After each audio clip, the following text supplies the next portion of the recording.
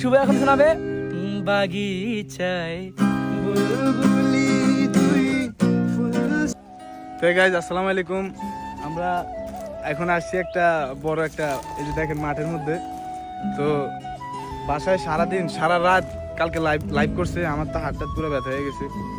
এখনো সে কভার করবে, তার কভারের এত নেশা। তো মূলত হয়েছে কি, লাল শাড়ি যে গানটা আছে না সোহাগ ভাই, তো এই লাল শাড়ি গানটা সবসময় সবাই তো মানে নিজের মতো করে কভার করে। তো সিএমরে বলছি যে তুমি একটু ওর মতো ট্রাই করে যাও, মানে হ্যাঁ সোহাগ ভাইয়ের এই যে কণ্ঠটা মানে একটু অন্যরকম না।